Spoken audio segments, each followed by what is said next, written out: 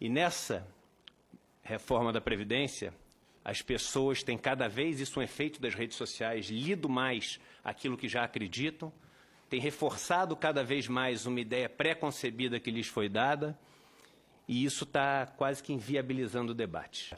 É bom começar de uma análise simples para as pessoas compreenderem o seguinte: o déficit acontece porque o Brasil não cresceu. Se o Brasil tivesse crescido minimamente ao longo dos 3 últimos anos, e a gente vai discutir aqui a questão do ovo e da galinha, se a gente não cresceu por causa da Previdência, ou se o déficit da Previdência vem porque a gente não cresceu, mas fato é que se o país tivesse crescido 2% ao ano, metade do que cresceu entre 2005 e 2013, a gente teria hoje um superávit primário de mais de 100 bilhões de reais no país. A gente está falando aqui de uma proposta que afeta 100% da população brasileira. São poucos momentos onde a gente para discutir isso. E como a gente pode estar com uma pressa tão grande de aprovar uma coisa que se você der um Google sobre déficit da Previdência, dê um Google, eu fiz isso na semana passada, você vai ver. Previdência tem déficit de 195 bilhões. Rombo da Previdência aumenta para 290 bilhões no mesmo ano. A farsa chamada déficit da Previdência. Déficit do INSS é de quase 200 bilhões. CPI confirma, não tem déficit na Previdência Social. A CPI que o senhor, com muita eficiência, presidiu. E o rombo da Previdência é uma mentira. Como podemos estar apressando uma questão onde a sociedade não sabe ao certo chegar nos números? Einstein dizia que a média é um perigo. Porque se você tiver com metade do seu corpo no forno e metade na geladeira, na média você está na temperatura ambiente, na prática você está morto. Ou seja, essas contas, olhando só a da urbana, ela é maior o que você arrecadou entre 2010 e 2015 do que o que você gastou com os trabalhadores urbanos. O trabalhador rural, ele foi incluído na Constituição de 88 para se fazer justiça social, porque passou décadas sendo aquele boia fria, safreiro, meeiro, que não tinha a menor condição de sobreviver. Logo, inicia-se com o estoque de pagamentos a se fazer sem nenhuma contribuição. É claro que é estruturalmente deficitário, mas a função dessa Previdência não é equilibrar as contas, é equilibrar uma injustiça social. A Previdência do Trabalhador Rural existe para equilibrar uma injustiça social. Porque o senhor, como constituinte, sabe que em 1988 criou-se um pacto social. Um pacto onde, copiando simplesmente, não inventamos a roda, o que aconteceu na Europa, o que aconteceu nos Estados Unidos, que agora é tão exemplo para o Brasil, a gente criou uma rede de proteção social, a Seguridade Social, o Social Security. Quando você abre hoje os jornais, assiste o noticiário, você vê o seguinte: representantes dos bancos, que são os macroeconomistas que sentam lá no ar-condicionado. Quando você liga a televisão, até aqui na TV Senado, você vê o quê? Brancos, ricos, que vivem o dia inteiro no ar-condicionado, comentando sobre a questão da Previdência. E a pergunta que eu faço é a seguinte: quantos negros já foram ouvidos no Jornal Nacional, já foram ouvidos no Jornal da Bandeirantes, no Jornal do SBT, nas primeiras páginas dos principais jornais do Brasil? Quantos negros foram ouvidos falando sobre isso? Quantos representantes dos trabalhadores rurais? Quantos representantes das pessoas que mais vão ser impactadas por essa Previdência estão sendo ouvidos? Ora, por quê? Porque quem veste um terno e trabalha no ar-condicionado e tem mais dinheiro é mais inteligente? Agora, se ter militares ajudou o governo a ser empático aos militares, ter negros no governo, ter mulheres no governo, mais do que somente 2, faz também o governo ser um governo empático a essas causas. Isso. E quando o ministro da Economia diz o seguinte: é 1 trilhão, senão eu estou fora, ele não leu a Constituição Federal. Porque ele não pode colocar o país numa questão que constitucionalmente exige o debate com todas as classes, ele não pode colocar um país contra a parede. Se a gente tivesse, hipoteticamente, isso aqui não é necessariamente uma sugestão, mas um fundo onde todo o superávit que a gente teve nessa conta que a gente fez na Constituição tivesse sido guardado e atualizado, quando a gente teve uma recessão no país, a gente ia olhar para esse fundo e ia ter mais de R$1 trilhão nesse fundo. E esse fundo amorteceria um movimento de crise, porque todos os países passam por crise. Só que não. Todas as vezes que o sistema de seguridade social teve um superávit, esse superávit foi gasto. Onde foi gasto a maior parte dele? Com juros da dívida. Ou para financiar outros regimes, como o regime próprio. E aí, no primeiro ano que tem déficit, a gente fala o seguinte, olha, vamos mudar todas as regras e cortar. Que país é esse que quando tem sobra, gasta, e quando tem falta, corta? E aí eu faço uma pergunta. Se é estruturalmente deficitária, por que criaram a DRU, a DRU, que é o mecanismo de desvinculação de receitas da União, que hoje tira até 30% das contribuições sociais, as não previdenciárias? Como é que você cria uma coisa que desvincula receitas de uma coisa que dá prejuízo? É claro que sempre deu superávit.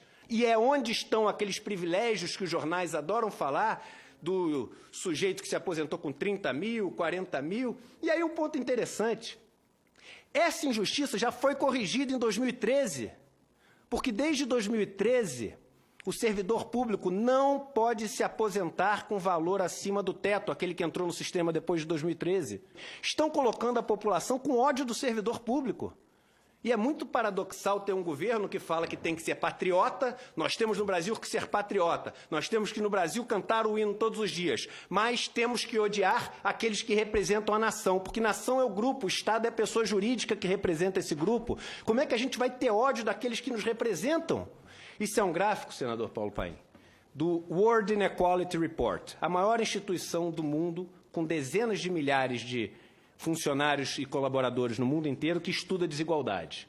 E desde 2005, ali mais ou menos, o Brasil passou a ser o país do mundo que mais concentra renda no 1% mais rico. Nós somos, segundo o estudo da OCDE, de todos os países estudados, o segundo país que cobra maior alíquota de produtos e serviços do mundo.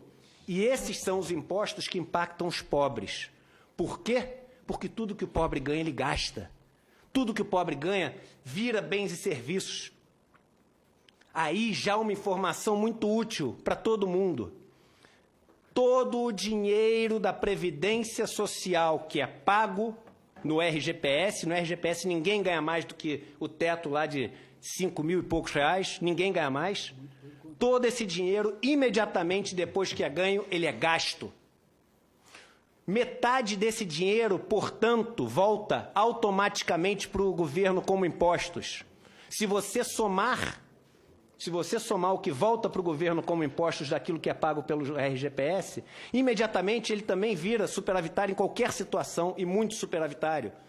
O Brasil é o país do mundo que menos cobra alíquota de imposto sobre renda, lucro e ganho de capital, de todos os estudados. Somos um paraíso fiscal para os ricos. Essa é a verdade. A maior parte da renda dos ricos é recebida via dividendos. E os dividendos são isentos. Só nós e a Estônia não tributamos dividendos no mundo. Somando os dois, o que se paga dentro e fora da empresa, no Brasil a gente paga menos de 30%, porque a gente tem a figura do juro sobre capital próprio também, que é mais uma moleza que o empresário tem no país. E a gente quer ser igual aos Estados Unidos. Os Estados Unidos, somando os dois, o empresário paga 57%. A gente quer ser igual à França. Na França, somando os dois, o empresário paga 64%. A gente quer ser igual à Austrália. Na Austrália, somando os dois, o australiano paga 49%. E aí, eu sempre falo, porque o rico no Brasil tem mania de falar o seguinte, olha, eu até pagaria mais imposto se tivesse, pelo menos no país, educação de qualidade, saúde de qualidade, boas estradas. Aí eu falo assim, meu amigo, o dinheiro que você tem foi um dinheiro acumulado em cima dessa estrutura aqui de juros. E você tem dinheiro hoje para comprar um bom carro, para ter um bom plano de saúde, para botar seus filhos numa escola particular boa. Então, o seu imposto volta como educação, volta como saúde, volta como transporte. O imposto que não volta é o imposto do pobre. E o que a gente gera com isso? Uma sociedade onde não tem meritocracia. Esse é um estudo da OCDE que mostra o seguinte: se você nasce nos 10% mais pobres do Brasil, quantas gerações demora até um descendente chegar na renda média do país? O Brasil é o vice-campeão mundial. Demoram 9 gerações, 225 anos até alguém nascer. Ou seja, no Brasil, se você nasceu pobre, você vai ser pobre. Senador, não sei se o senhor sabe, mas em quase 4.000 municípios do Brasil, a receita dos benefícios da Previdência, só do RGPS, são maiores do que o Fundo de Participação dos Municípios, o FPM. Se eles pararem de ter isso, esses municípios quebram. O grupo que tem o BPC vive a mais com qualidade, expectativa de anos de vida saudáveis. Os homens vivem 1 ano a mais, as mulheres 4 anos a mais. Logo, cortar o BPC significa, essa é a matemática, cortar esses anos a mais. E cortar anos de vida significa o quê, senador Paulo Paim? Significa matar, não tem outra palavra. Quem aceita essa reforma da Previdência do jeito que veio, tratando as pessoas que vivem na miséria, porque só alguém que vive na miséria pode receber o BPC, tratando alguém que não tem a capacidade física de exercer mais nenhuma função, que são as pessoas deficientes que recebem o benefício do BPC. Quem trata isso como número e aprova, sem nenhum comentário, essa reforma da Previdência, tem as mãos sujas de sangue, não tem outra palavra para falar. Está matando brasileiros.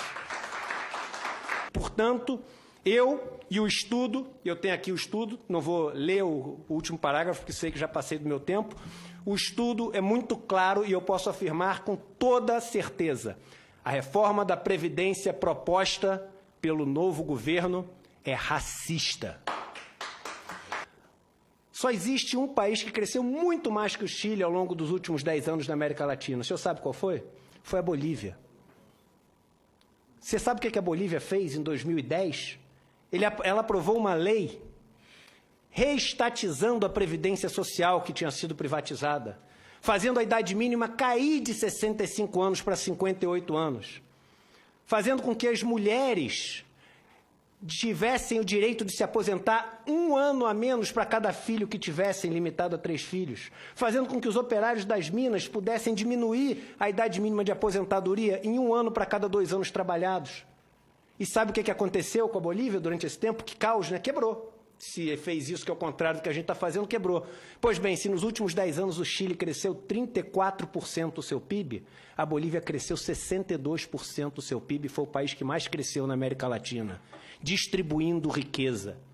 A lógica é, e esse exemplo que eu dei da Bolívia mostra isso, a lógica é, um país com tecido social frágil precisa de uma proteção social forte.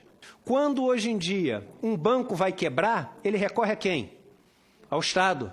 E aí ele tem um PROER, e não acontece no Brasil só. Nos Estados Unidos, quando os bancos quebraram, recorreram também ao Estado. Quando um empresário tem dívidas enormes, ele recorre a quem? Ao Estado, com o refinanciamento das suas dívidas através do refis. O rico vai sempre continuar podendo recorrer ao Estado. É o famoso capitalismo dos ganhos e socialismo das perdas. Eu acho, senador, que acabou o tempo em que a gente se orgulha de ter um país onde as 2 pessoas mais ricas, um é banqueiro, o outro produz cerveja. Um país desse não valoriza a criação de riqueza, porque nenhum nem outro produzem riqueza para o país para ser dividida. A solução desse país, Frei Davi, ela é muito simples. Ela envolve dar riqueza para que as pessoas tenham o mínimo para também produzir riqueza. Ela envolve quebrar a relação de dependência que o pobre tem, de só poder gerar riqueza quando alguém o permite, porque o dinheiro que ele pega emprestado custa 400%, 300% ao ano, e é impossível gerar mais riqueza do que isso, para você poder pegar esse dinheiro com o propósito de gerar riqueza. Já que tem se falado tanto em Deus, em homenagem ao Frei Davi, uma passagem do Novo Testamento de Mateus, onde no capítulo 6, Jesus diz o seguinte, Frei Davi: é impossível servir a dois senhores, porque se você servir a dois senhores, você amará um e odiará o outro. Você vai se dedicar a um e desprezar o outro. Vocês não podem, e quando eu digo vocês, é a Bíblia que diz, servir a Deus e ao dinheiro. E eu acredito, senador, que todos nascem iguais. Ninguém nasce um grande homem. Ninguém. São as escolhas que algumas poucas pessoas têm o direito de fazer na vida, que são tão difíceis, que dão a chance a essas pessoas de se tornarem ou não grandes homens. E os senhores senadores da República estão hoje diante de uma dessas grandes escolhas: servir ao dinheiro e ao capital financeiro, ou servir a Deus que está representado no nosso povo, dizendo não a essa reforma da Previdência como ela foi proposta pelo governo. Muito obrigado.